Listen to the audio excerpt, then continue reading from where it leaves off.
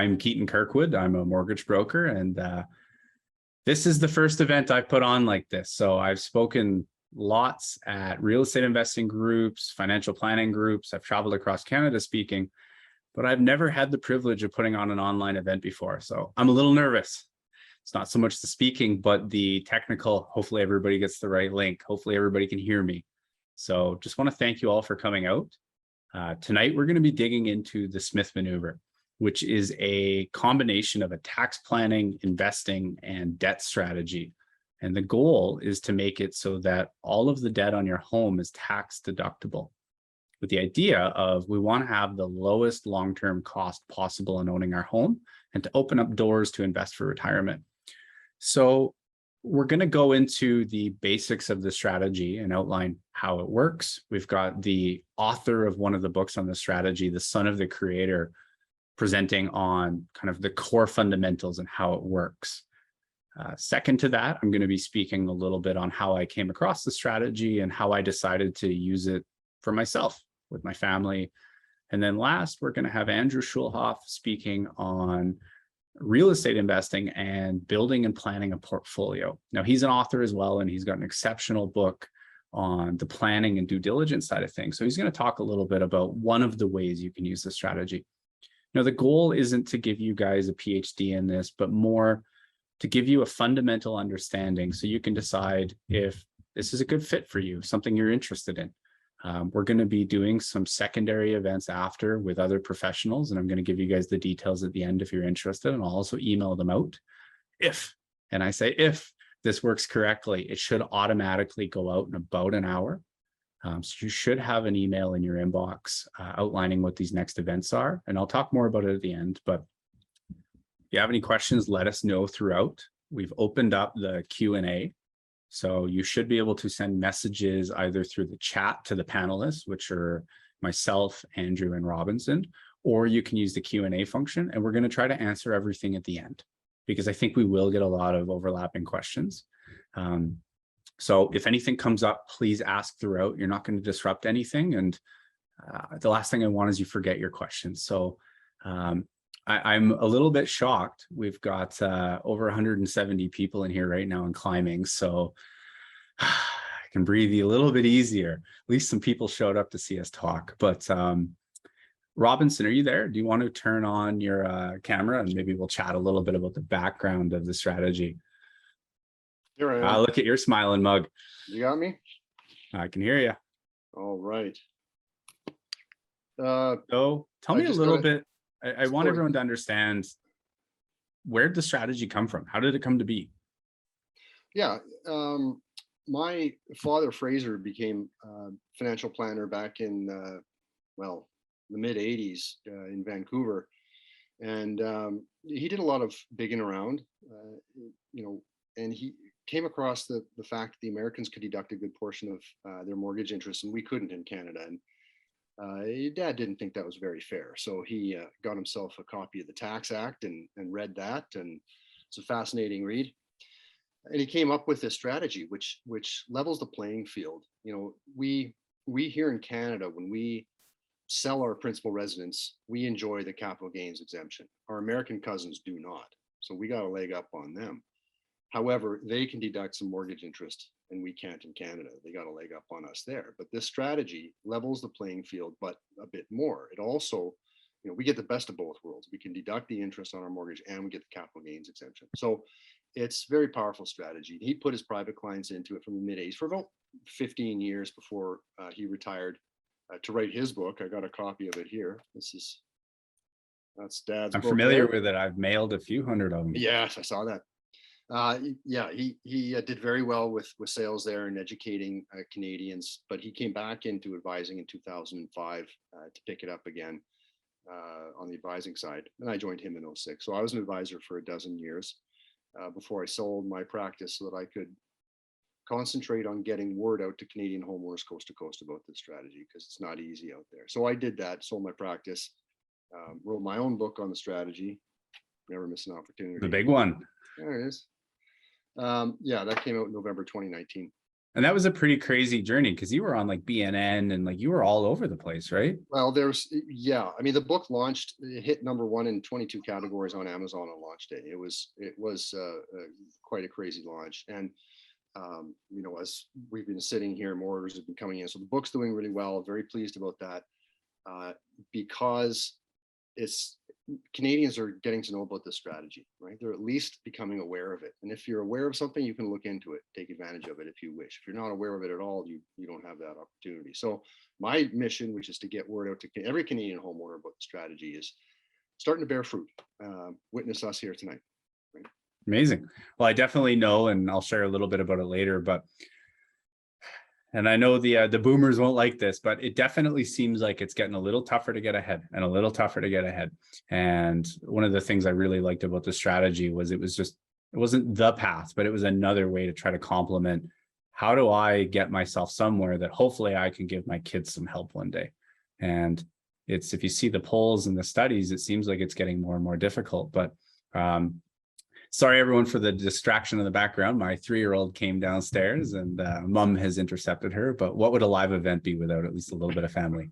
So Robinson, do you want to jump into sharing a little bit about the strategy and doing what you do best? Sure. Yeah. Thanks, Colin.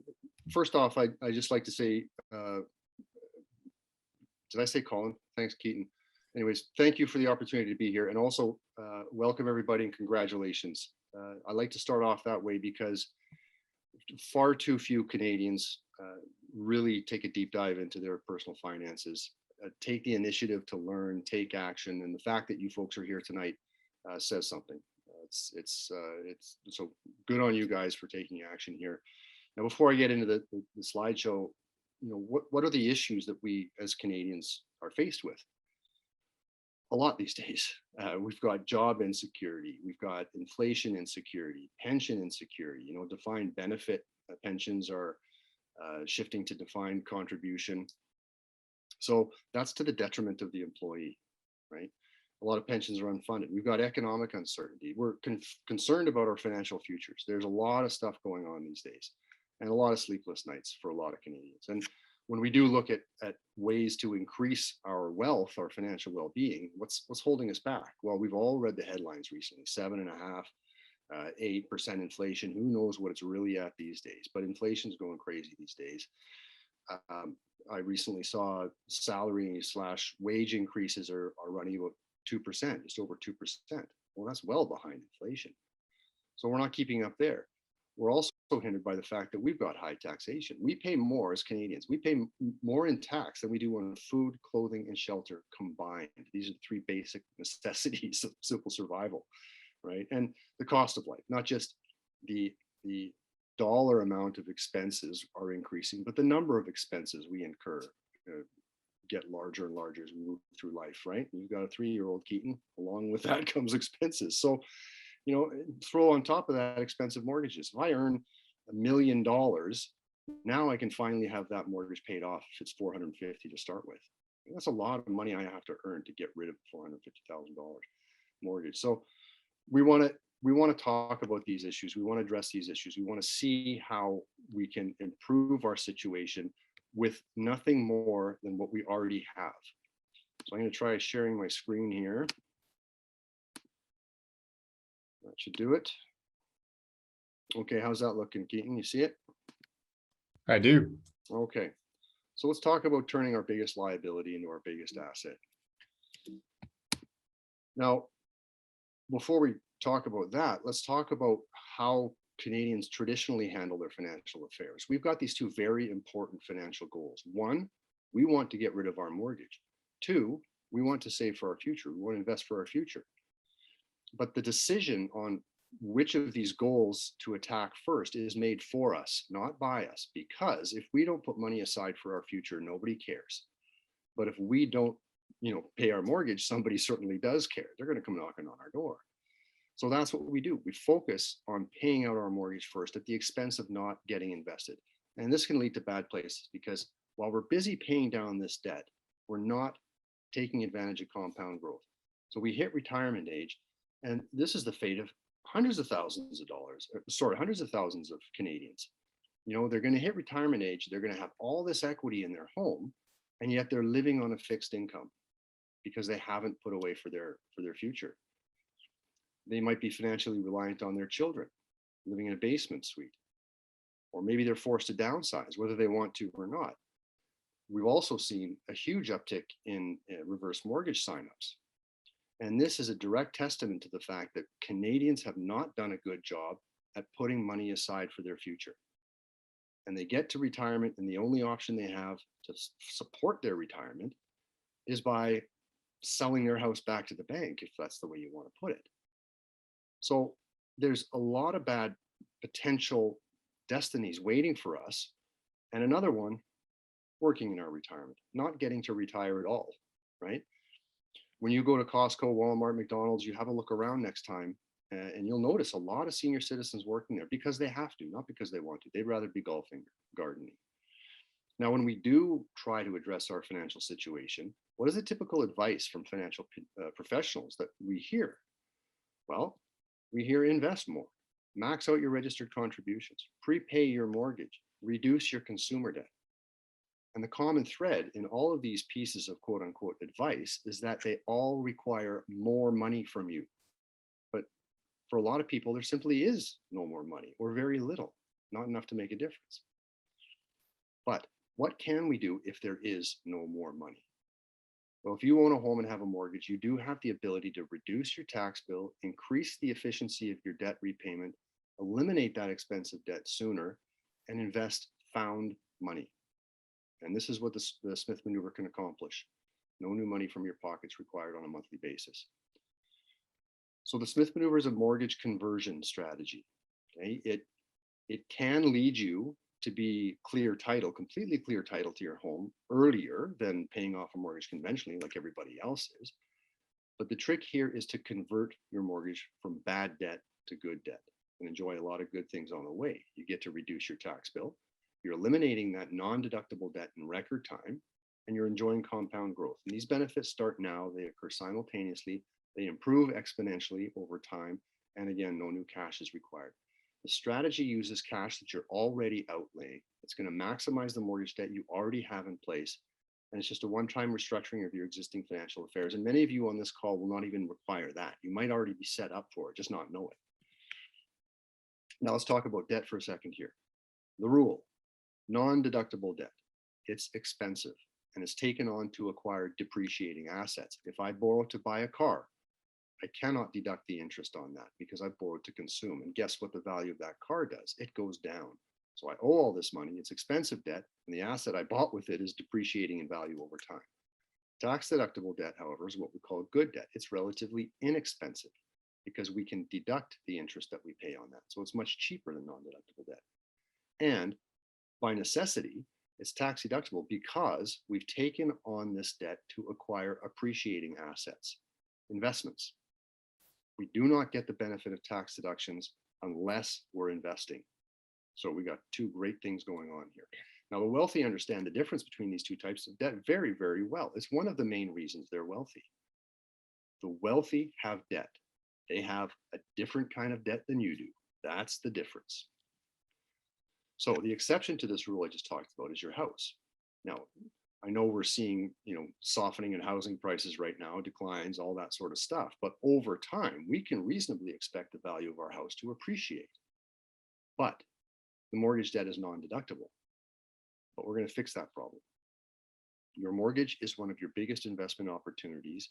But you need to invest your home equity now rather than consume it later. In order to convert your non-deductible debt to tax-deductible debt, we need a readvanceable mortgage. And this is where your Smith Manoeuvre certified professional mortgage broker, Keaton Kirkwood, comes into play here. This is a typical mortgage. This is what we think of when we think of a mortgage. I get a down payment. I go to the bank. Hey, lend me $500,000. I want to buy a house. All right. They do the checks. They give me $500,000. I buy my house. All of that debt is non-deductible. It's very, very expensive. And it takes 25 years to get rid of as well. However, what we need is what's called a readvanceable mortgage. Now, it's got that same component, that non-deductible debt that I used to buy my house, but it's also got this line of credit attached to it. Now, not all readvanceable mortgages are the same. They're not all created equally. They function differently. different rules, all these sorts of things. And this is what someone like Keaton understands very, very well. So he's able to put for someone in the right type of readvancement for their given situation. But basically, it's got this line of credit, which is attached to the non-deductible mortgage loan side. And whenever this balance goes down on that mortgage side, the limit on this line of credit increases dollar for dollar. Now, many Canadians already have a readvanceable mortgage. They may not know why they have one. They may not have been instructed how to use it, but each month they get a mortgage statement after making their mortgage payment, and it says, oh, you've got X amount of dollars available on the line of credit. And they say, fantastic, I'm seeing this happen every month. And it turns out that's pretty much what a BMW payment costs. So I'm going to go get a car, right? That's what we call wealth destruction, because they're paying down non-deductible debt, expensive debt over here, and they're replacing it over here, okay? The important thing is to use this type of mortgage correctly. So again, when this goes down, when that balance goes down, the limit on that line of credit increases dollar for dollar. Now, how the Smith Manoeuvre actually works is you've got a mortgage payment now. You're not doing the Smith Manoeuvre. You got a mortgage payment. Once you start doing the Smith Manoeuvre, you're still going to have a mortgage payment. You continue to make that mortgage payment each and every month. But as I said, when you do make that payment, whatever goes against principal, whatever reduces that balance, the line of credit limit increases dollar for dollar. You're going to pull that out and you're going to get it invested. You're not going to make a car payment. You're going to invest it. And you do this each and every month. So here's where we can start to see how we're taking advantage of compound growth, because this is new money, you'll see, that you don't have without the Smith Manoeuvre. But now you've got new money that you're investing right now, as much as possible, as often as possible, for as long as possible. So you do this each and every month. Now, because you're generating this tax deductible debt, every 2 weeks, Revenue Canada comes in and takes their fair share, so they think, off your paycheck, and that just goes straight to the CRA. Well, at the end of the year, when you send your tax return in, they look at it and they say, oh, you've got tax deductible debt. We didn't really know about that. So it turns out we took too much from you. We're going to give you money back. So you get a tax refund. This is money that otherwise you wouldn't see unless if you weren't implementing the strategy. So you take this tax refund, you apply it as a prepayment against that mortgage, above and beyond the regular monthly mortgage payment. This is an extra payment by the tax refund amount, and you pull that amount out to invest as well. And the rule is, if you borrow to invest with the reasonable expectation of generating income, you can deduct the interest on that borrowing. That's what this strategy relies upon here. So as an example, I've got a $2,200 mortgage payment. $1,260 goes to interest, right? Non-deductible, that goes to the bank. That's the price I pay for borrowing that $500,000 to buy my house. The $940 of that payment goes to principal. So that $500,000 balance, that reduces by $940. And as I said, this line of credit limit is going to increase by the same amount, $940. I can pull this out. I can do whatever I want with it, but it's very important I use it to invest, because that's what generates the tax deduction. So I pull that $940 out and I invest. And I do this each and every month on an annual basis. I'm taking my tax refunds, I'm prepaying, and also getting that amount invested as well. So what do I end up with? I've got $500,000 of debt. I still have $500,000 of debt, like I did the day I refinanced my house with Keaton or bought my house or whatever. But it's fully tax deductible. It does great things for my tax bill. And because of that tax relief, I've been able to get rid of this expensive non-deductible debt much quicker, much quicker. And I'm taking advantage of compound growth because I've been investing each and every month for all this time. And we have to remember that this debt that we see is offset by an investment portfolio. And there's a quick video I have of the Smith Manoeuvre calculator. We'll run through numbers and you can see the net worth improvement for the fictional case that I've got. So the Smith Manoeuvre converts 100% non-deductible mortgage debt to 100% tax deductible debt. Each month you're generating valuable and increasing tax deductions. You're able to eliminate that mortgage in record time. And each month you're able to invest money you wouldn't otherwise have available. Okay, this starts now. All these benefits occur simultaneously. It requires no extra cash from you. And this is a question I frequently get. Because if we think for a second, if I'm not doing the Smith Manoeuvre, I have a $3,000 monthly mortgage payment. Now I start doing the Smith Manoeuvre, I still have a $3,000 monthly mortgage payment, but I'm also borrowing each and every month, whatever I'm paying down. So now I also have an interest-only line of credit balance.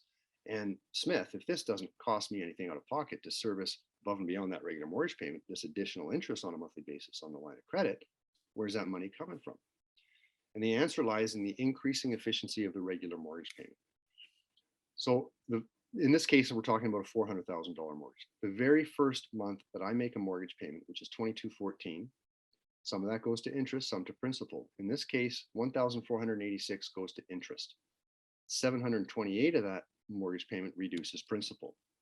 And as we know, that line of credit limit opens up dollar for dollar. I can access that $728 and get it invested month one. Month two, I still make that same $2,214 payment, but a little bit less goes to interest, meaning a little bit more goes to principal.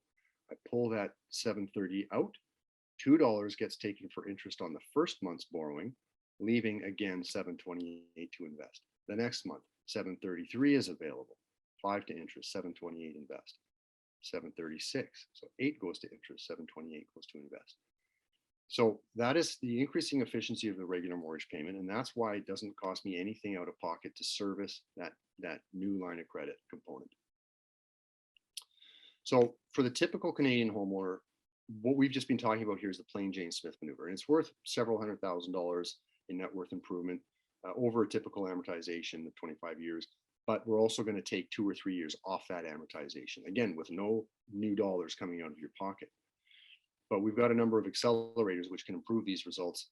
We're seeing up to or over $1 million in net worth improvement and an amortization from 25 years to less than 10 years of that non-deductible debt. So these accelerators can be very powerful in speeding everything up. And there's a number of them. I'll go through them relatively quickly. Again, as Keaton mentioned, we're not here to do a deep dive into the Smith maneuver, but just to get an idea of what it can accomplish and how. And so the first accelerator, cash flow diversion.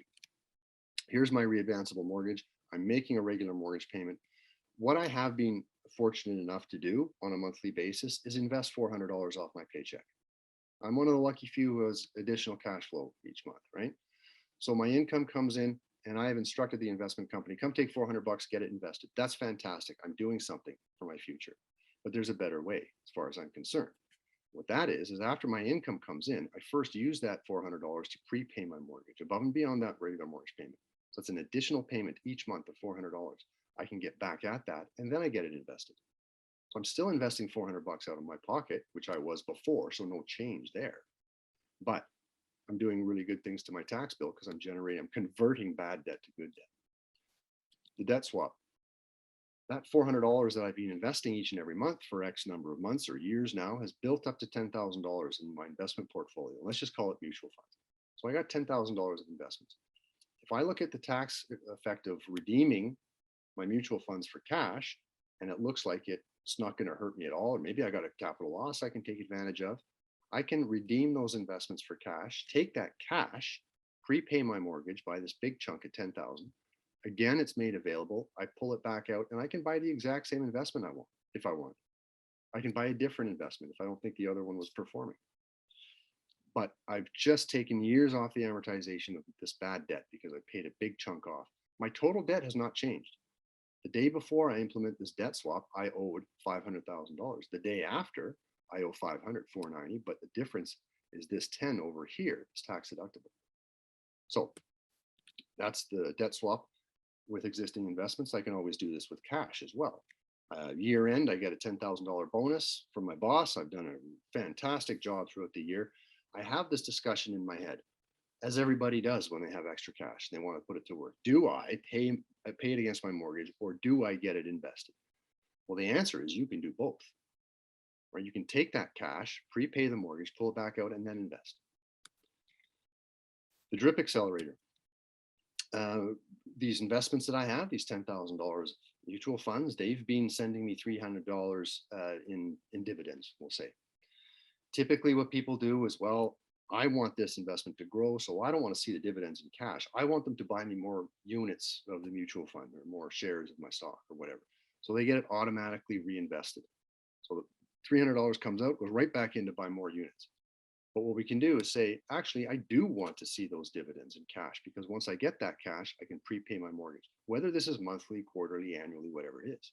But I prepay my mortgage, and again, I can pull that dividend back out, that same amount, and then buy the exact same investment that sent me that dividend in the first place, or buy something, a different investment if I wish. Prime the pump accelerator. I want to do the Smith Maneuver. I go talk to Keaton. Keaton does his thing. We get an appraisal on my house, and it comes back at $625,000.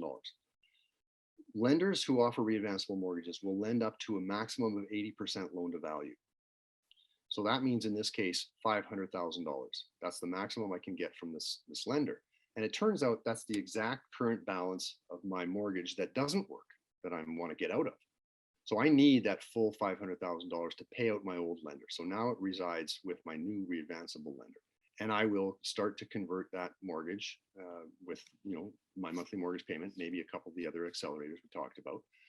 But because of these numbers, I have nothing immediately available on that line of credit until I make my first mortgage payment. However, if Keaton orders the appraisal and it comes back at $850,000, 80% loan to value on that is $680,000. So that's the total loan I can get from the new lender, but I only need $500,000 to pay out my old lender. So now I've got $500,000 of non-deductible mortgage debt on the side, just like I did previous. But I've also got $180,000 of immediately available credit. Now, this is, some of you may be familiar with the 65% HELOC rule. We're ignoring that for demonstration purposes. But in this case, after I get my new mortgage, I've got $180,000 I can do something with. Now, I don't have to do anything with it. I can leave it as available equity going forward. I can pull some of it, or I can pull all of it. It all depends after talking to an advisor and having to think, is it suitable for me? Does it make sense? Am I comfortable doing it? All that good stuff. But what I do want to do is invest it. If I pull all of it or some of it, I want to invest it. I don't want to buy a car. I don't want to go on vacation, because then I'm just getting more non-deductible debt. I'm not doing the Smith Maneuver. So what can I invest in? Securities, stocks, bonds, mutual funds, ETFs, mix, REITs, a new business, investment real estate, private lending, a whole bunch of different things allow me to deduct the interest because there's a reasonable expectation of generating income. And this is priming the pump because we're getting a significant amount of money invested now, which therefore has the absolute longest period of time to grow and take advantage of compound growth. The cash flow down. This is a very powerful one. Sometimes used in conjunction with the prime the pump. It's $180,000. Let's say I pull that out. I go and buy my first rental property. I've always wanted to be a landlord. I take that $180,000. I buy my first rental property, and I open up a bank account. This over here is my principal residence mortgage on the left. This rental property bank account is, I open this up because I've got a new rental property, and I start taking rental receipts from my renters. And what most people do, they get that $3,000 in monthly rental receipts, and they deposit it in their bank account, and then money goes out because that rental property has expenses. It's got a mortgage on it. It's the utilities, maintenance, all that stuff. So money in, money out. However, if we're implementing the cash flow down, what are we doing? Well, we're going to see our rental receipts come into our bank account each month.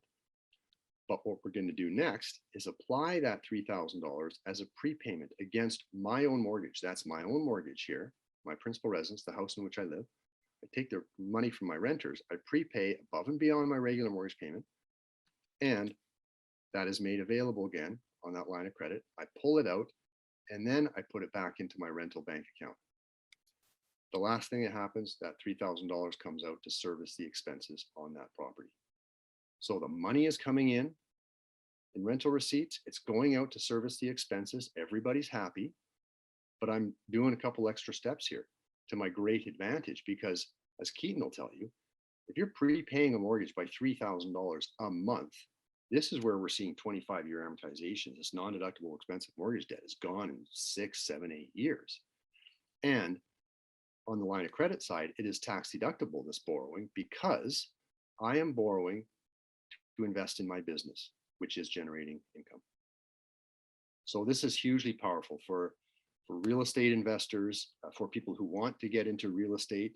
And I should say that this works for proprietorship, not just a rental property. If you own your own business and you knit sweaters out of your garage and mail them over the internet, sell them, you've got revenues, you've got expenses. If it's a proprietorship, you can also implement this accelerator. So each month you're able to invest money you wouldn't otherwise have available with the Smith Maneuver. You're generating valuable and increasing tax deductions. You're able to eliminate your expensive mortgage in record time. These benefits start now. They occur simultaneously, and no new cash from you is required. So this is a really quick video on the Smith Manoeuvre calculator. It's only about 5.5, 6 minutes long, but we've developed this. My dad, Fraser, developed the Smith Manoeuvre calculator, the original one. It was in Excel. It was on a CD-ROM. If anybody remembers those. So we've updated it. There's a lot more flexibility. It's a lot more robust. So this is using just a fictional example, and you'll understand it as it runs through. Okay, due to time constraints, this is going to be a very, very fast demonstration of Smith Manoeuvre calculator. So once in, I'm going to give it a name, this scenario, and we're going to head to the calculator. We can enter various types of income. I'm going to throw in $150,000 of employment income. I've also got a rental property proprietorship, and it generates $36,000 in rental revenues per year. And it costs me $34,000 a year to service the expenses on that rental property. I'm also going to input that I have $30,000 of mutual funds invested. And I've also got a $10,000 emergency fund. And down here we can see my marginal tax rate is 45.8%. I'm going to go to the next sheet. I'm going to fill in my house value at $750,000. The mortgage balance on that is currently $450,000. The interest rate is 2.9%. The amortization defaults to 25 years. On the readvanceable line of credit side of things, I've got a prime rate of 2.45 and a premium of 0.5% for a total of 2.95%. Next, I'm going to go to the fund page where we start to see results. I can throw in whatever I project my investment to grow at on an annual basis. We'll leave it at 8%. This is saying the very first month's mortgage payment leaves me $769 to invest. I'm going to go ahead and invest that all. Here's where we start to see some results. Taxation improvement, total deductions over the amortization of the mortgage of $109,000, which lead to total in tax refunds of $50,000. No amortization improvement yet, we'll see that soon, but a net worth improvement of $388,000 already at this point. Now here I can adjust the amount that I accept from the lender. They're willing to lend a total of $600, but I can move that up or down and we can see the results change. I won't go into an explanation on this right now, but let's just say I only want to accept $550,000 from the lender. So we've seen a bit of improvement in the results. Here's where we'll see amortization improvement. If I apply my annual tax refunds as a monthly prepayment against that an annual prepayment against that mortgage, and also reborrow that to invest, we'll see amortization improvement and also net worth improvement here. 2.33 years saved off my non-deductible mortgage, net worth improvement up to $551. The debt swap accelerator, I've got $30,000 that I already inputted in mutual funds. I'm going to go ahead and debt swap that and watch the results here. The years saved and net worth improvement. There we go, 4.6 years saved, net worth improvement of $791,000. I'm not going to input any future lump sums. What I'm going to do is debt swap my emergency cash. I'm going to secure a line of credit, a personal line of credit that I'm only going to use for emergencies. Therefore, I can debt swap this cash. I can prepay my mortgage and then get it invested. And we're going to see further results here. Cash flow diversion. Let's say I have been investing $300 on a monthly basis. That's how I built up my $30,000 in mutual funds. So I'm going to go instead apply that as a prepayment each month and then reborrow it to invest. 5.42 and 869 it goes to 8.42 and net worth improvement of $1.164 million. Cash flow dam accelerator. I previously entered my rental revenues and expenses, and that works out to $3,000 a month in revenues and expenses of $2,833. If I implement the cash flow dam accelerator, we're really going to want to watch this one here. Instead of saving 8.42 years off that mortgage at this point, I'm saving 18.25 years, which means my original 25-year amortized mortgage is going to be gone in 6.75 years. Dividend reinvestment plan accelerator, I won't go there at this moment. Prime the pump accelerator. Based on the numbers inputted, apart from that non-deductible mortgage debt when I refinance into a readvanceable mortgage, I've also got $100,000 of immediately available funds with which I can prime the pump. So I can withdraw some, all, or none of this if I wish, but if I do, I'm going to get this invested immediately. So if I pull $50,000 of this to prime the pump, then we'll watch the net worth improvement go from 1.3 to 1.7. Now I've saved 18.5 years off my mortgage. I've received total tax refunds over the course of the mortgage of $145,000. And again, instead of 25 years, that mortgage has gone in 6.5 years. So this net worth improvement, this is net worth improvement, meaning I've got an investment portfolio of $2.21 million offset by 100% tax deductible investment loan of $484,000, leaves a net improvement of $1.726 million. And the next screen here, that just shows the graph. The green line descending at 25 years to the x-axis is a 25-year amortization. This blue line hitting $0 is the reduced amortization of my mortgage. The red line over here is my investment portfolio. The yellow line is my total debt. And then I can view and print a report, which is going to summarize the results. It's also going to give me my instructions for the monthly process of the Smith Manoeuvre based on my numbers. So there you go, a quick demonstration of the Smith Man calculator. I hope you enjoyed. Okay, so does it work in today's environment? Inflation, we all know what's happening there. The effect of inflation, when you're making your mortgage payment, you're creating equity. You're creating equity in that home. That's valuable dollars, which if they're not being put to work and earning a return, they're earning you less than 0%, currently 7.5, 8%. That's a significant loss of value over time. So it's more important than ever to put that to work. And high rates.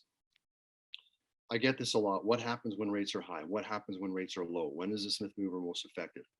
And a lot of people think that, well, if my debt, whether it's non-deductible or deductible, if the cost of that debt is high, this is going to be less powerful. Well, the fact is, the higher the interest rates, the larger your tax relief.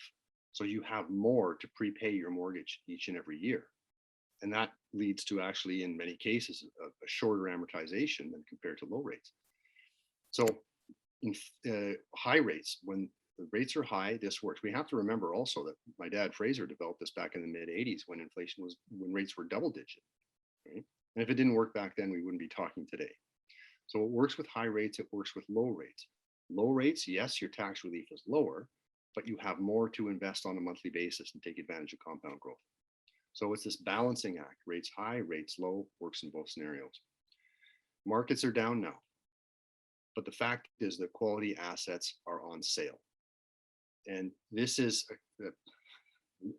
almost every investor suffers from this. I do myself. When markets are down, I know I should buy, but there's a reluctance. You do it anyways, because everything is on sale. You know, this is probably the only industry, as I say here, where when something is on sale, it scares the consumer. If you walk into a clothing store and it says, hey, our jeans are 30% off, do you run away and screaming? No, you buy them, right? And on every other side of every sale that we're seeing in the markets now is a buyer. And those buyers are typically the people who are wealthy. They understand that when everyone's running for the doors, they're getting in, they're buying the stock that everybody else is selling because they know that markets are going to turn around again. They always have. Now, please stick with your Smith Manoeuvre certified professionals. This is very, very important. Some people might want to go into their bank. They've got a relationship with them. Hey, I want to do the Smith Manoeuvre. I need a readvanceable mortgage. Well, I don't know what the Smith Manoeuvre is, but we got a readvanceable mortgage. But they're not going to understand what you're trying to accomplish here. They're not going to have the specific knowledge to deal with certain life events that will happen, right? As much as we don't like to talk about it, there's relationship breakups, divorce, there's illness, there's death, people move their homes. And so they're not going to be able to provide the type of ongoing assistance that you need, and it could get expensive. And also on the investing side, robo-advisors are getting more and more popular, people investing themselves because they see the commercials on TV. Hey, I can retire 30% richer. But again, if you don't have professional advice, someone to guide you, hold your hand when markets get scary, they're as much a psychologist as anything, it can get expensive. Having someone that you can walk through your investing journey with is extremely valuable. And if you insist on doing your own taxes once you get into the Smith Maneuver, you're running the risk of getting offside with the CRA. And this is something no one wants to have happen. If you have been doing your taxes to date because they've been relatively simple, once you start doing the Smith Maneuver, I would strongly suggest using an accountant. We've got Smith Maneuver certified professional accountants that can service Canadians coast to coast. When you're doing it yourself, whatever aspect we're talking about here, you're adding unnecessary risk. Okay, there are people who can assist. So stick with the SMCPs. In this case, we're talking with Keaton. We've also got Andrew talking a bit later. You can learn more at my website. There's the book, there's the calculator. We've got a homeowner course. I think Keaton's got an offer for you folks. And this link at the bottom, if you did want to buy the book, you can do so through that link. If you don't want to buy the book, you want to save your $24.95, go check it out from the library. But that's really the first step, is educating, learning. I know I've spoken very quickly today, and I apologize for that, but a lot to get through and not a lot of time. But there's more resources out there, and I would say either getting the book from the library or buying your own copy is the way to go for the next step. And as my dad used to say, procrastination is the enemy of your financial success, and there's nothing truer. If I keep on telling myself I'm going to do something tomorrow, chances are it won't get done. So just some final words, with regards to what's going on these days, right? Dormant equity, you're losing value fast. Okay, $300,000 of equity today is going to be worth less than $280,000 a year from now. And again, markets are currently down, good stuff on sale. So try not to be frightened about the investing component here. And remember, on every side of the sale, there's a buyer, right? And mortgage rates are higher than they were previously, right? But Keaton can have a look and see if he can see what your new numbers would be by getting into readvanceable. Maybe he can extend the amortization to minimize or eliminate any payment increase. That'll be up to him. That's what he does. And lastly, if you don't take any action, you can't expect any change in your prospects, right? Your financial prospects. So again, congratulations everybody for being here this evening. Learn as much as you can about personal finances, whether it's the strategy or not, whether it's something else, but taking action is always the first step. Keaton, over to you.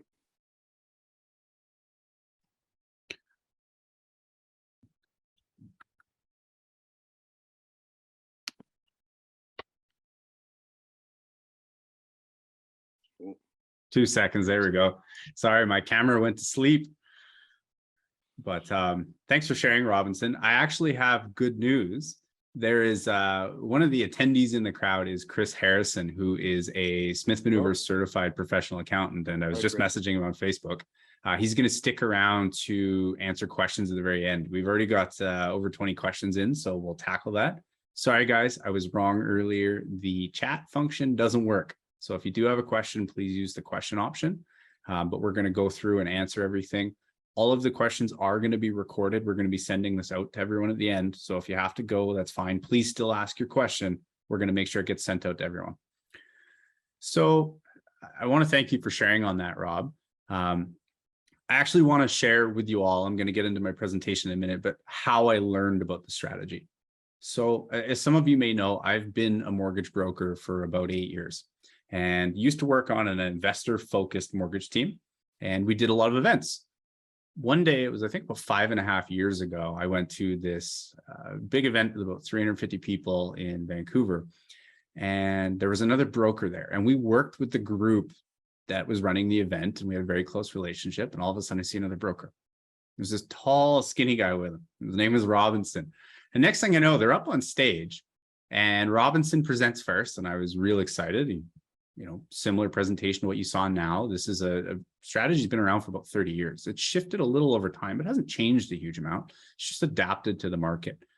And then the broker speaks. And I remember sitting there just thinking, I wasn't even focusing on what they were talking about so much, being frustrated and upset that another broker was presenting to the people I worked with. And I actually learned about the strategy in a very skeptical and paranoid way, because I was more worried about who is this person and why are they speaking to my clients rather than what are they presenting about. And then afterwards, I looked it up and I dug into it. And I'm going to actually share with you guys the journey that I went through of deciding to use the strategy. So I'm just going to get everything set up. But the first thing I want to talk about, once my clicker works, is how you should get started. And I don't think I'm going to have to do this by hand by the looks of it. I don't think you guys should jump in head first. I want you to know that my average client spends 3 to 6 months learning about the strategy, at least to a level they can be comfortable, often working with an accountant, a broker, and a financial planner before they decide to move forward. And I've got good news on this for a lot of you. If you've got a really, really low interest rate, like you're locked into 1.9%, odds are I'm going to give you advice to help you plan long-term, and we're going to work around your renewal date. I'm not going to try to convince you to pay a penalty and pay a higher interest rate so that you can do this strategy today. I'm going to give you the best advice for you so we can figure out what's your best long-term goal. Now, there are exceptions where we run the math and it makes sense to do it early. But I just want you guys to know that this is not the goal is not everybody's doing the Smith Maneuver next week. And I want you to be very cautious about this. It is an investment strategy. There are risks. You can get yourself into trouble with the CRA if you do it wrong. Now, Robinson's created a curated system, the SMCP, or Smith Maneuver Certified Professionals, to make sure that there's the right people in place: the accountant, the financial planner, the mortgage broker.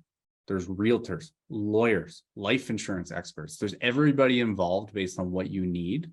And most of us have a fiduciary responsibility for you. So myself as an example, one of the things that makes me different as a mortgage broker is that I have a fiduciary responsibility to my clients, which means I legally have to give you the best advice for you.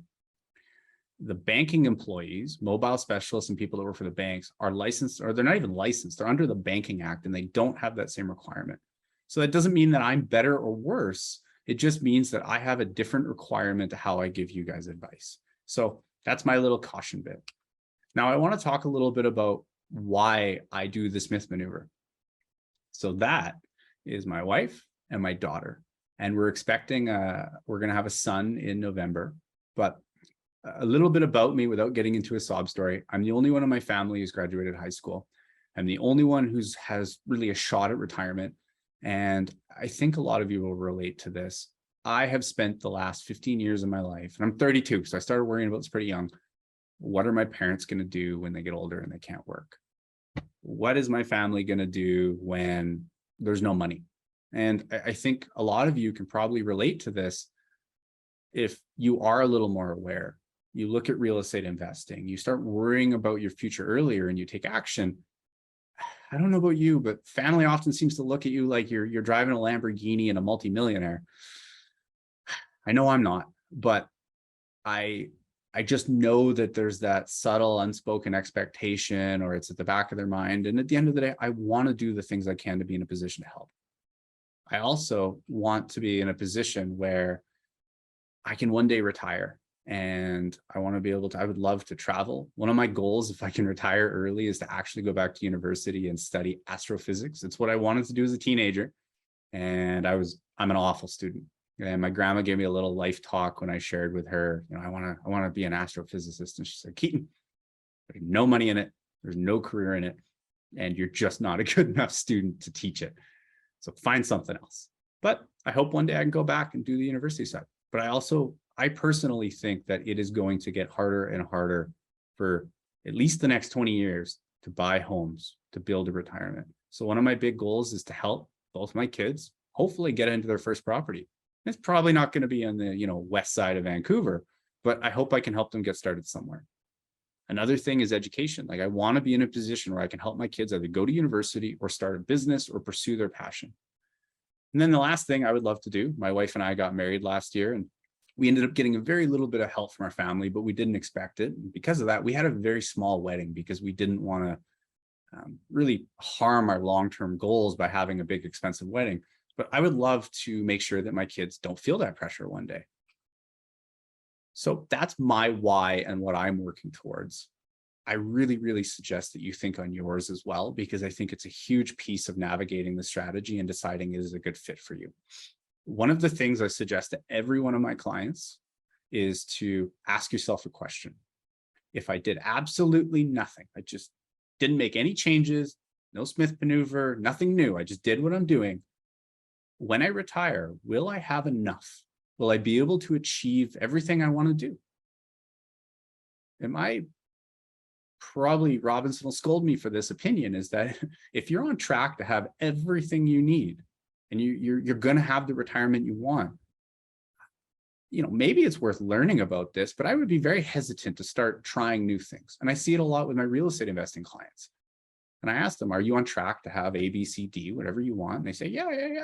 I say, well, why are you buying more properties? Why are you taking on more risk? If you're going to have what you need, let's try to deleverage it. And obviously, we want to make sure there's a margin of error. And if things don't quite go right, you're still going to hit your goals. But I think that this is about a balanced approach.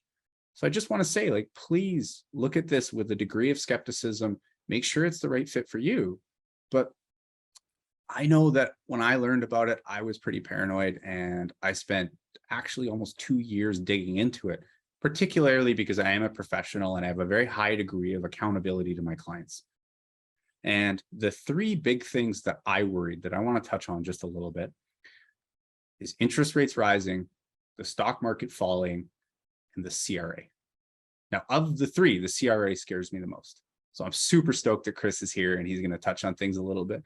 But these were the 3 areas that I spent most of my time doing due diligence. And that due diligence consisted of 3 main things. One was the mortgage side. That was pretty easy for me being a mortgage broker. I looked through 6 different banks. I went through their products. I looked at how their accounts link. I figured out how the money flows. And I put a fair bit of energy into seeing how the mortgage side worked and how the day-to-day was. And the good news is that this strategy, once you've built the plan and you're just doing it month to month, for some people it takes 10 to 15 minutes. For people that are more involved, it can take an hour. Really depends, but on a monthly basis, it's generally a relatively small commitment because you have professionals that are helping you with it. Some people literally do nothing. They just check in with their professional every once in a while. But the next thing I dug into is the financial planner. And this ties a little bit into real estate as well, but I wanted to know, if I did a strategy like this, where would I put my money? And I spoke to planners that do mutual funds, fee-based planners, people that do indexing. There's a whole spread and there's lots of options. And I suggest that you look through the options if you do consider this. Andrew is going to be speaking later on real estate investing as well, which is another option. And fortunately for me, when I learned about the Smith Maneuver a while back, I'd already had a couple years of experience working for one of the top 20 real estate investing focused mortgage teams in all of Canada. I knew real estate investing inside and out. So I got really excited when I learned you can use the strategy with that. But I wanted to learn how to diversify it as well. So I put a lot of time into financial planners. And if you get one takeaway from this tonight, don't put all your eggs in one basket. One of the biggest mistakes I see real estate investors make, who I see a lot of, is they have 95% of their net worth in real estate. Even their RSPs, their TFSAs tied into real estate. And I really suggest that you spend the time, if you do pursue a strategy like this, to talk to the professionals. And the last one's the CPA. I'm pretty paranoid. I had 3 on the go. I think I was speed dating a little bit, but I went back and forth and I dug into how does it work? How does the CRA look at it? How often does it get audited?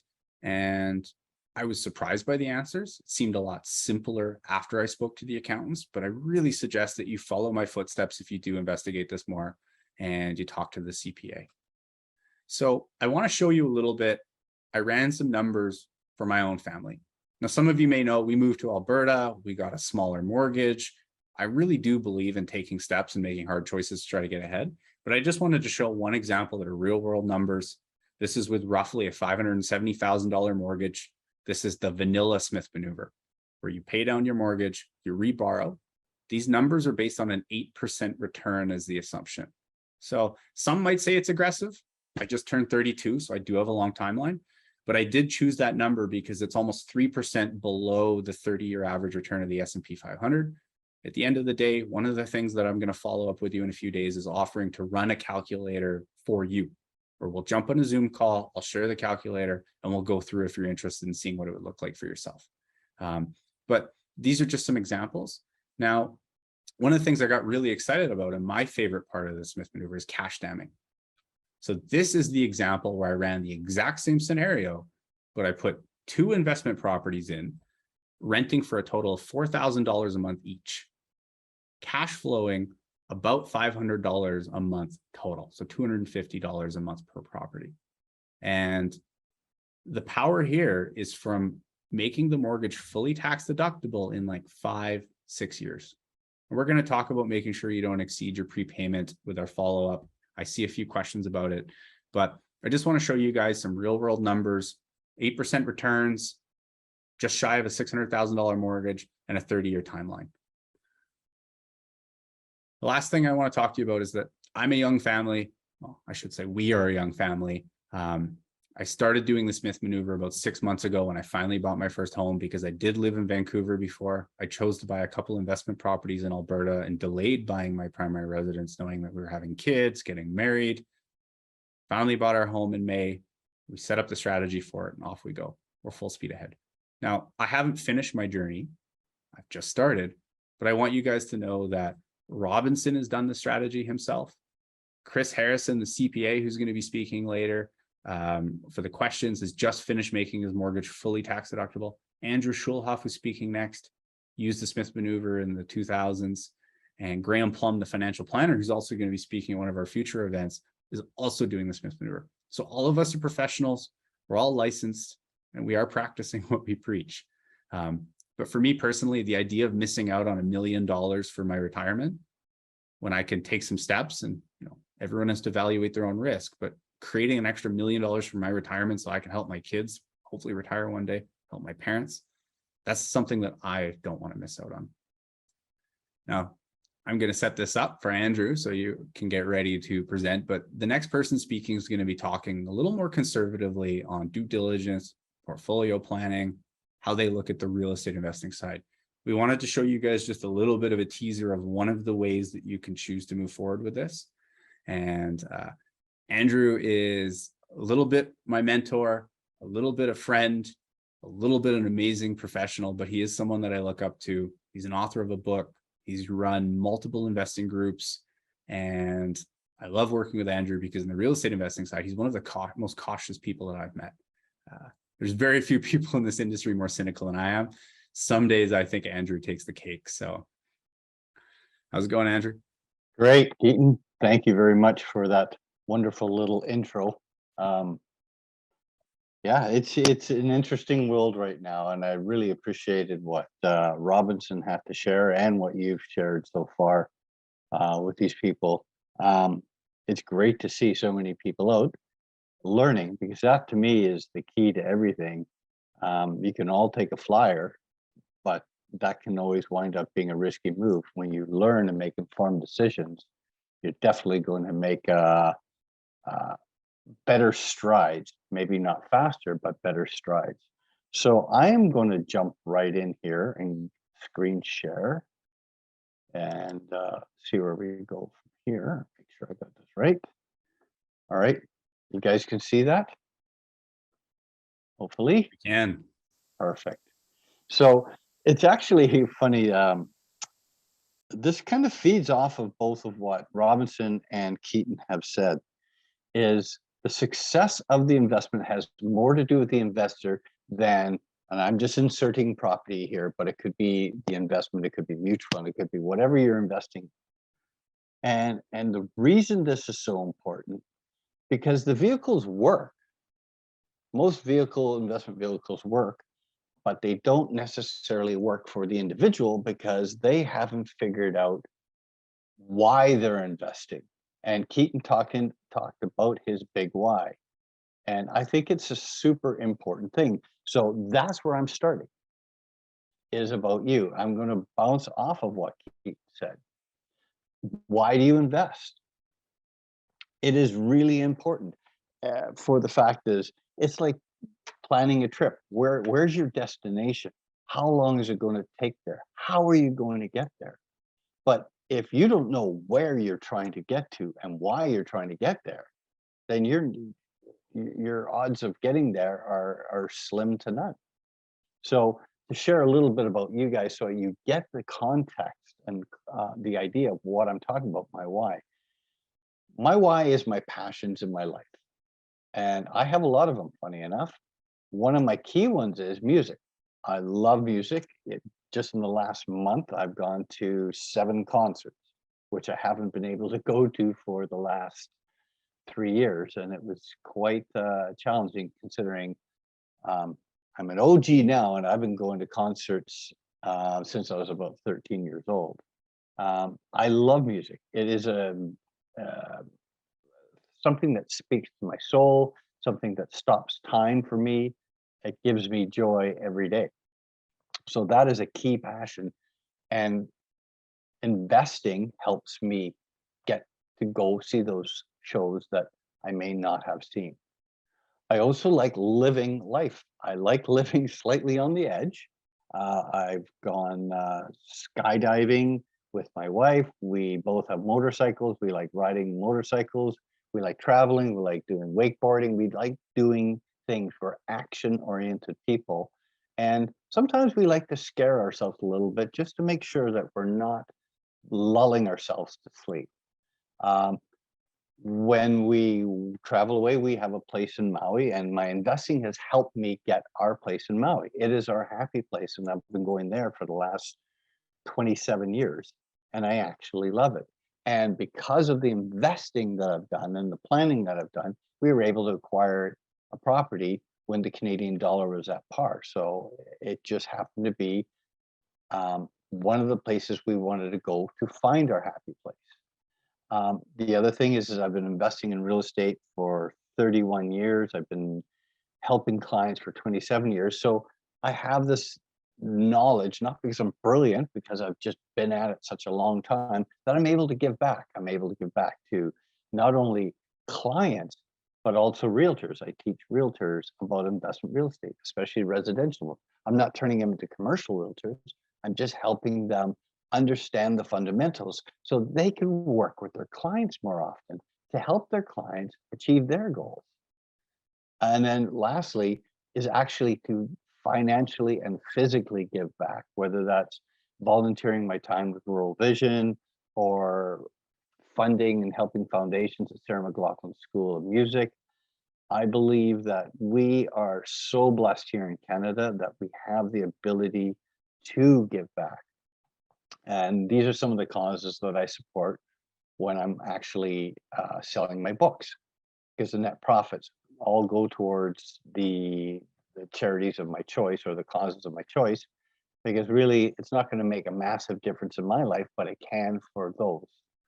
And lastly, spending time with the people you love, family, friends, in great places, being able to do the things you want to do.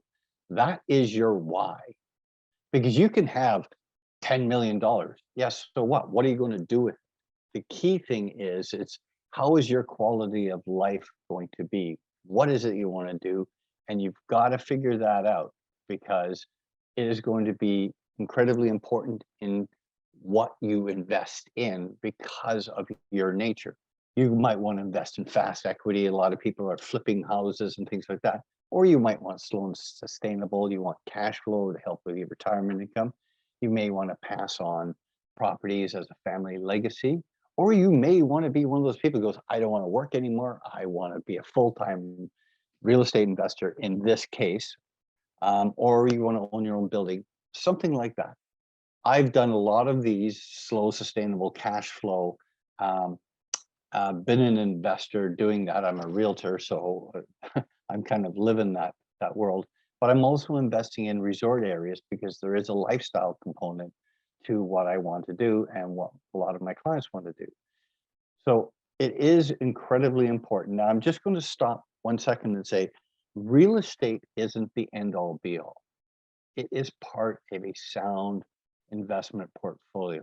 There should be insurance, there should be cash, there should be equities, stocks, bonds, things like that, financial instruments, and real estate, so that if any one market is down or any one segment is down, it's not dragging your entire investment portfolio down.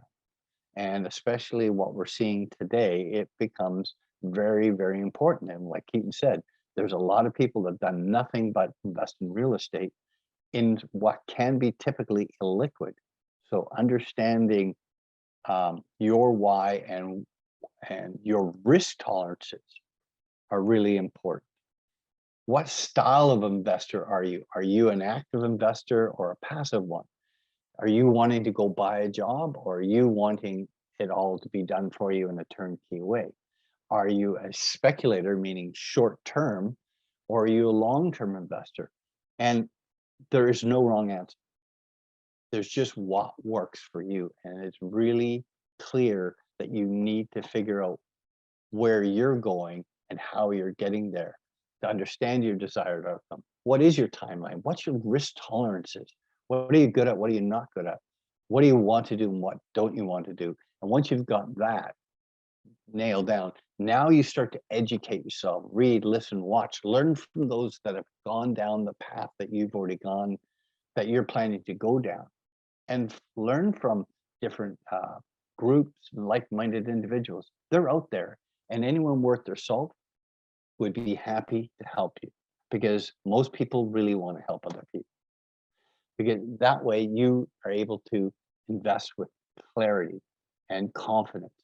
And it really comes down to know your why. I know that has really very little to do with real estate, but it has everything to do with you and what you invest in and how you invest.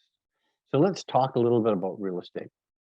And there are going to be other events, so I'm going to be touching at a very high level, but some key concepts that I believe everybody should be aware of, and they're not necessarily. So the first one around real estate is it can't be lost or stolen unless you get some thief doing title shenanigans, but generally it cannot be lost or stolen. And if it's purchased with common sense and paid for in full eventually after a mortgage and managed with reasonable care, it's about the safest investment in the world. Why? Because people need a place to live, and the population is not dwindling. I'll touch on that a little bit later. It's one of the 3 human needs, and they're not making more land except for in Dubai. Keaton and Robinson touched on the fact that we do have risks today, and there are risks in real estate with the rising interest rates. There is a little bit of panic in the street. There is inflation going on, and there's pros and cons on that. We're seeing people move from different locations because they can't afford it anymore. There is risk now with the increasing interest rates.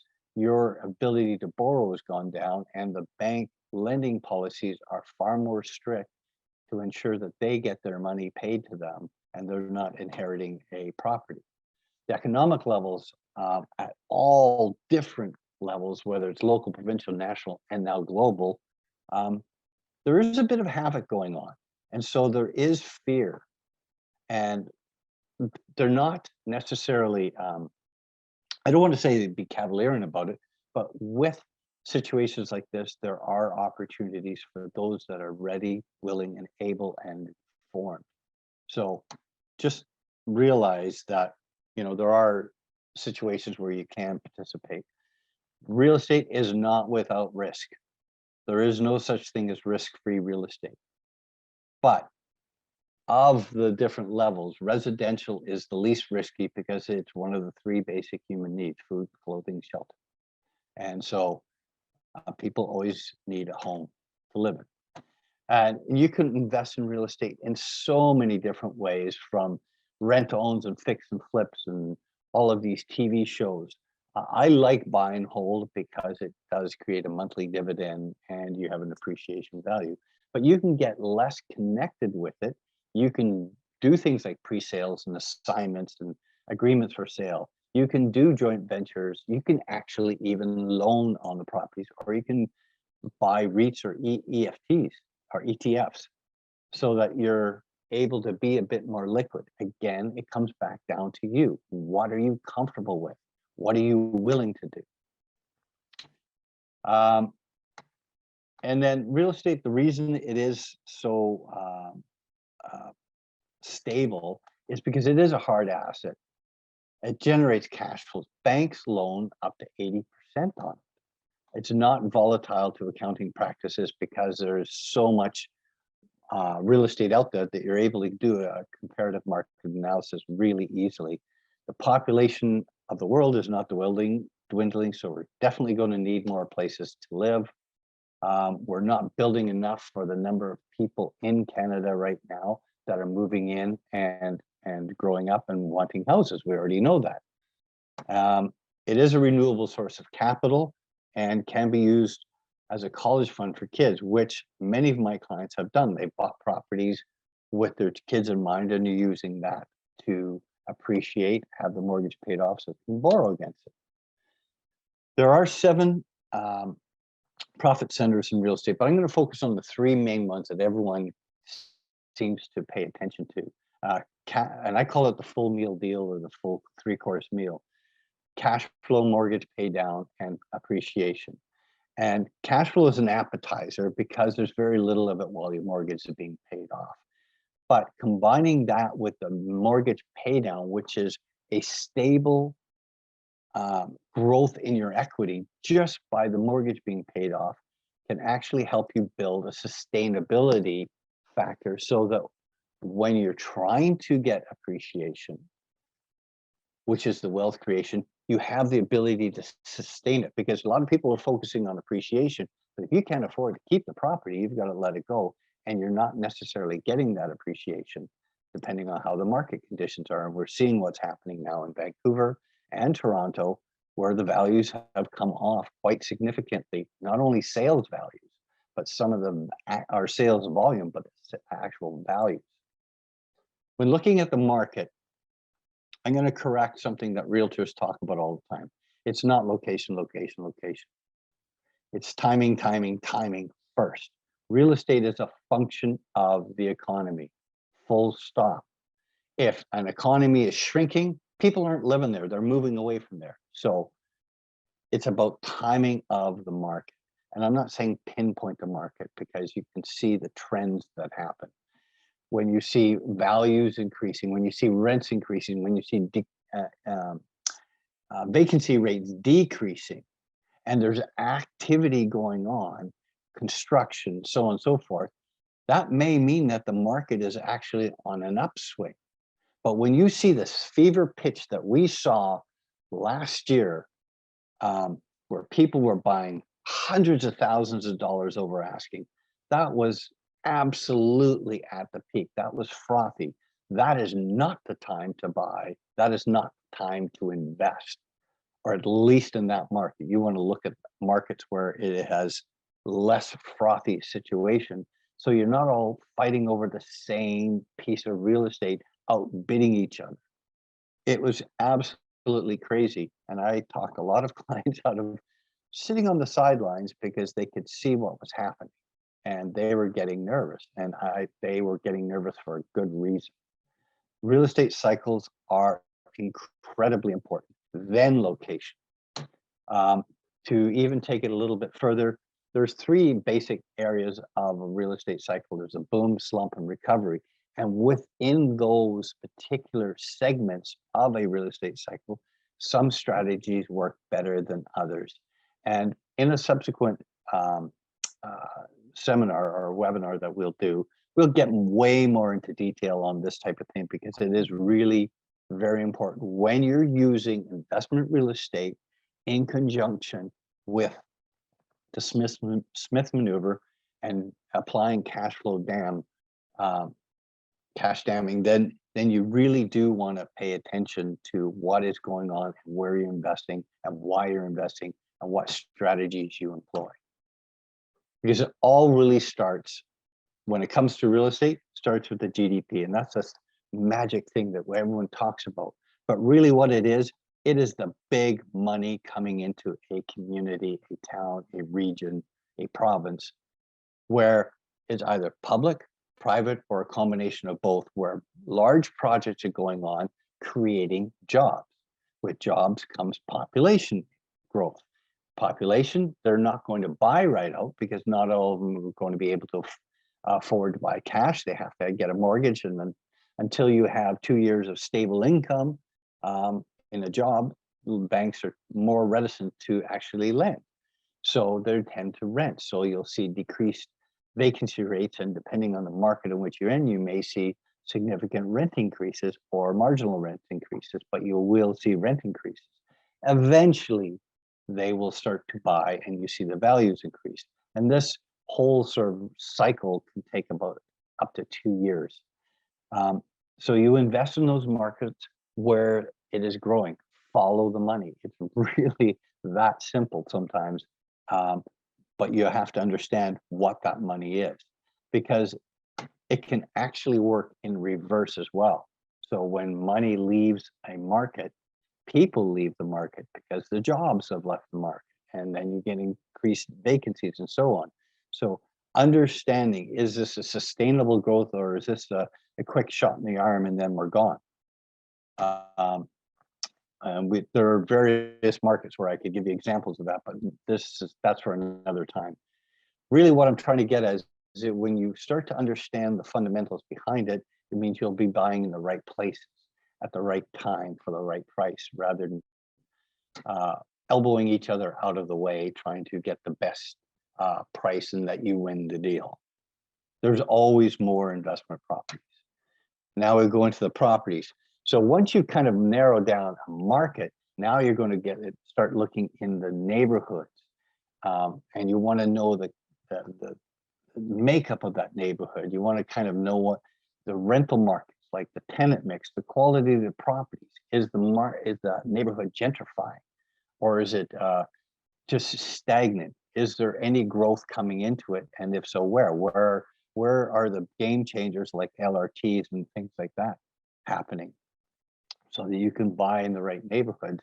And then you start to look at what type of properties. Is it duplex? Is it houses? Is it multifamily? Is it a condo? What are the types of properties that you're going to want to invest in? And there you start looking at, how is the property? Does the property actually show well? Is there an opportunity to improve it? Forced value increases. Will it rent out? Has the maintenance been deferred to the point that you're buying somebody else's problems? Doing your due diligence on the property is really important. Ergo, hire a professional inspector that knows what they're doing. And you want to interview some inspectors to make sure that you know what you're actually paying for, because some, it's pretty quick and down and dirty, and others, they do a really good job. So doing your due diligence on the property is going to be very important after you've narrowed down the neighborhood. I'm talking a little bit about leverage, because leverage is a really good thing when it works for you, but it can also be a really dangerous thing if you over leverage. And we're seeing that already in a lot of markets where people have been buying investment real estate, values have gone down, or their interest rates have gone up so high that now they're underwater. So paying attention to wise investing, and somebody like Keaton will help make sure that you're not over leveraging yourself. Because the bottom line is, it does work for you, but it also can work against you. So just pay attention to that. And that leads me to use a mortgage broker. Use an investment mortgage broker if you're buying investment real estate.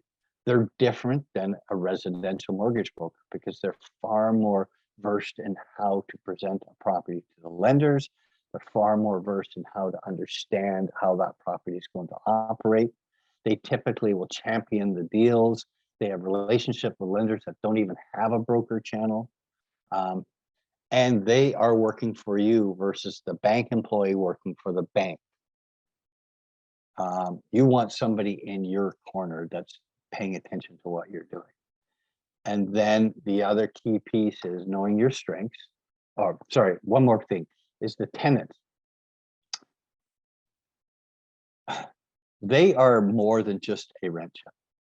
They're your monthly golden goose laying your golden eggs. And you really if you're doing a buy and hold strategy, they are key to your property performance. And you should be treating them as a resident. You should be thanking them, making sure that their nest, your condo, your house is functioning property for them, because they can do a lot of good for you, or they can do a lot of bad for you, depending on the situation. And you need them in a buy and hold. And they don't participate in the value of your property growing, but they do participate in the fact that they're paying off your mortgage. So really key. If you are not great at property management, if you're not great at dealing with people, hire local professional property management that have a stake in that local market. You don't want to have management that has a national portfolio, because now you're just a pin on the map. You want somebody that has skin in the game, in the market in which you're going to be buying. And you don't want to deal with maybe just a mom and pop, because they may not have the infrastructure, the back end to service your property, provide adequate reporting, and so on and so forth.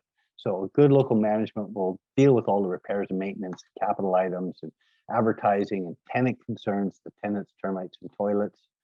They provide you monthly statements, and they do deposit your money into your account, and you get that monthly reporting, which is critical. So this is just a quick little down and dirty on investment real estate, but I absolutely believe that every great thing happens in life begins with the decision to, first of all, take action, and then making that first step. And I think the first step, if you're just starting out in investment real estate as a potential property for investment or any other investment vehicle, figure out your why, figure out your timeline, write it down, know that, because that is going to be key for you to doing everything going forward. Here's my contact information. I'm sure Keaton will be able to share it all with you. I have a couple of different websites and my book. I wrote this book after 27 years. Thankfully, COVID gave me this break, be able to put down my life experiences in investment real estate. And I created this book called Look Before You Leap, But Leap. Again, it gets into the whys, making sure that you understand what you're doing before you do it, but you still have to take action. And if you're interested, you can buy it on Amazon. You can go to my website. I'll send you a hard a personalized and autographed paperback version. It's about 300 pages. It's not there to be a quick, rich, like do this, do this, do this, and this, and you'll make instant money.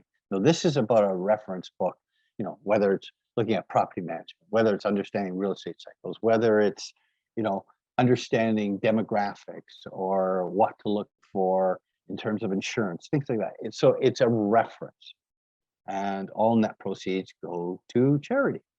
And that, I believe, is me. There you go, Keaton, and you're up.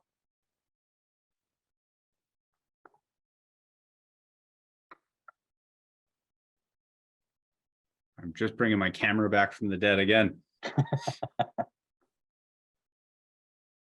See, there we go.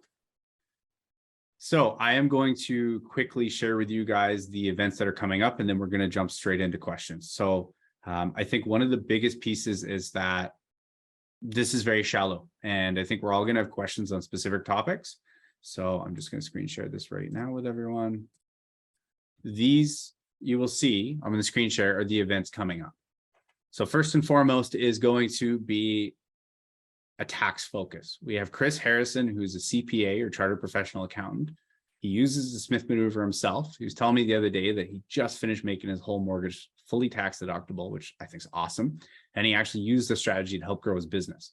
So we're going to be diving into how he creates tax plans for clients, looking at how working with a professional accountant can impact your strategy. And one quick thing I'll share from experience is that there's no hiding it. Working with an accountant is more expensive than working with H&R Block. You get what you pay for. But over the last 8 years, I've worked with almost 4,000 clients, particularly Most of them are real estate investors, not all, but most. 2 or 3 times a year, there comes a time where a good accountant will catch some sort of major shift you can make. And in my experience, that when they catch that event, they will save you more in taxes than your entire lifetime of accounting fees. So we're going to dig into it. This isn't a sales pitch or anything like that. At the end of the day, you can see how he builds a tax plan, and he's going to answer a lot more tax questions. Next is going to be Andrew digging into an in-depth version of how to build a real estate portfolio and plan it. That's going to be on the 13th of October. These are all at 6 p.m. Vancouver time, by the way. We'll make sure there's no glitches in the links. Next is going to be working with a financial planner, Graham Plum, and that's on the 17th. And he's going to be digging into how he creates investment plans for clients for the Smith Maneuver, but also incorporating real estate investing if they go that route. I know a lot of you are real estate investors, and one of my biggest frustrations is financial planners that just basically go la, la, la, and they won't look at anything real estate related. They just want to talk about their mutual funds or their index funds. What I like about Graham is that he incorporates everything into the plan. Last but not least is going to be me presenting on what I like to talk about most, which is mortgages and how we actually set this up, the analysis we do, and how someone gets started. Because the mortgage tends to be the first step. Without the right mortgage product, there is no Smith Maneuver. And a lot of what I do in helping clients figure out the right product is also help them figure out the questions they need to ask and which professionals to talk to.